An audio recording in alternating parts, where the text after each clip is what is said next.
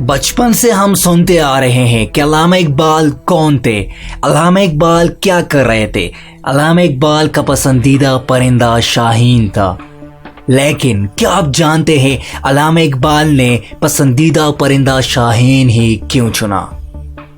अल्लामा इकबाल ने हमेशा मोमिन को शाहीन के साथ तशबीह क्यों दी?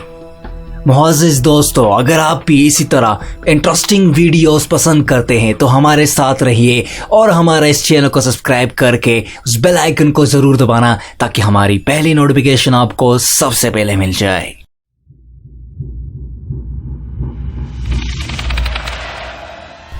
मैं हूं आपका होस्ट मोहम्मद सैयद और आप देख रहे हैं खामोश राज। अल्लामा इकबाल ने अपनी शायरी के जरिए हमेशा नौजवानों को यही कहा है कि आप शाहीन बन जाओ। अल्लामा इकबाल ने मोमिनों को ये तरजीह दी है कि आप शाहीन की तरह उड़ान सीखो। साइंसदानों ने शाहीन पर रिसर्च किया तो इससे यह साबित हुआ कि शाहीन में जो खूबियां पाई जाती है वो बड़े बड़े लीडर्स में होनी चाहिए। जो खूबियां शाहीन में मौजूद होती है वो बड़े बड़े लीडर्स में होती है। नंबर 1, ऊंची उड़ान। आमतौर पर शाहीन हवा में 10,000 से लेकर 15,000 फीट की बुलंदी पर उड़ान करता है।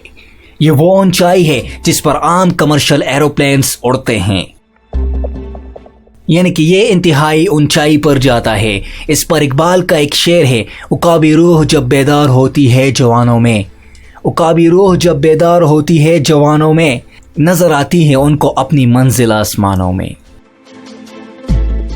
इससे हमें यह सबक मिलता है कि बंदे को ऊंची उड़ान चाहिए, यानी कि इंसान को छोटे विजन या अपने छोटे मंजिल पर कंप्रोमाइज नहीं करना चाहिए, बल्कि हमें ऊंची उड़ान करने की जरूरत है।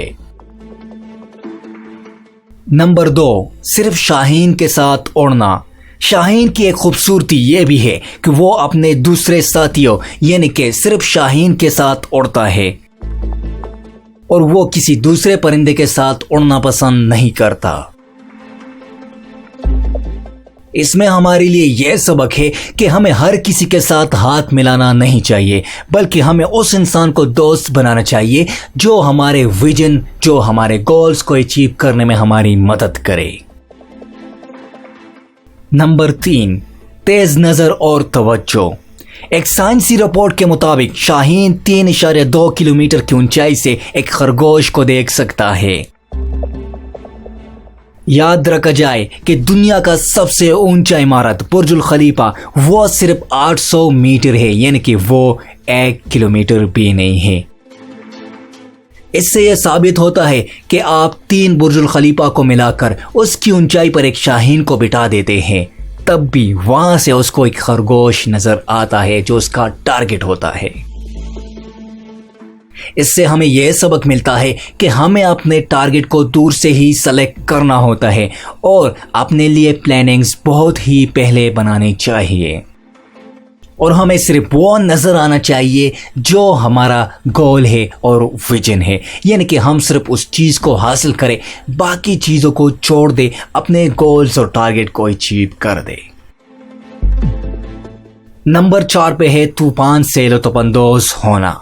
जब तूफान आता है तो बाकी परिंदे तूफानों से बचने के लिए अपने घोंसलों में चले जाते हैं, लेकिन शाहीन की ये खूबी है कि वो अपने घोंसले में नहीं जाता, बल्कि वो बाहर निकलकर तूफान को एंजॉय करता है और उससे लुत्फअंदोज होता है। इससे हमें यह सबक मिलता है कि हमारे ज़िंदगी में बहुत सारे मसाइल आ सकते हैं, बहुत सारे खदशात हो सकते हैं, लेकिन हमें डरना नहीं और हमें चुपना नहीं, बल्कि हमें शाहीन की तरह बनना है और हालात का और तूफान का मुकाबला करना है। नंबर 5, हालात के साथ रहना सीखिए। शाहीन की उम्र तकरीबन 70 साल होती है, लेकिन जब 70 साल तक वो पहुंचता है इसमें वो बहुत सारे दुश्वारियों का सामना करता है।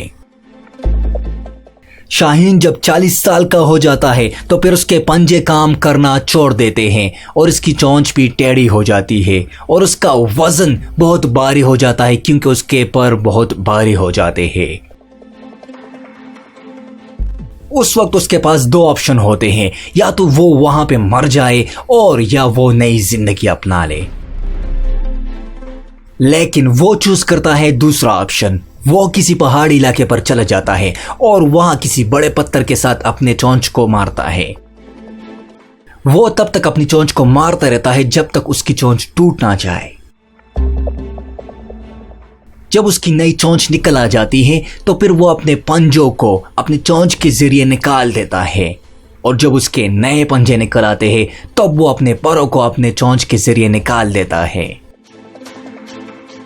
और जब उसके नए पर निकल आता है तो इस तवील सफर में उसके 5 से 6 महीने गुजर जाते हैं और फिर वो एक नया फ्लाइट यानी कि नया उड़ान ले लेता है और मजीद 30 साल जिंदगी गुजार देता है।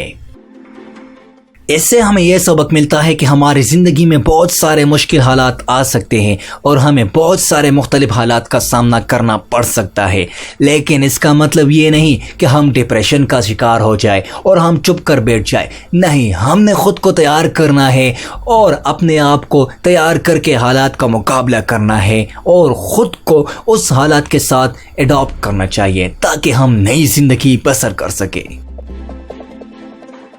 दोस्तों, उम्मीद करता हूं कि आपको समझ आ चुकी होगी कि इकबाल ने मोमिनों को क्यों कहा कि आप शाहीन की तरह बन जाओ। उम्मीद करता हूं आपको वीडियो पसंद आई होगी। वीडियो पसंद आने की सूरत में ज़्यादा से ज़्यादा लाइक और शेयर ज़रूर कीजिएगा और मेरे इस चैनल को सब्सक्राइब करके साथ में लगी बेल आइकन को भी दबाना ताकि मेरी अगली नोटिफिकेशन आपको सबसे पहले मिल जाए। शुक्रिया, अल्लाह हाफिज़।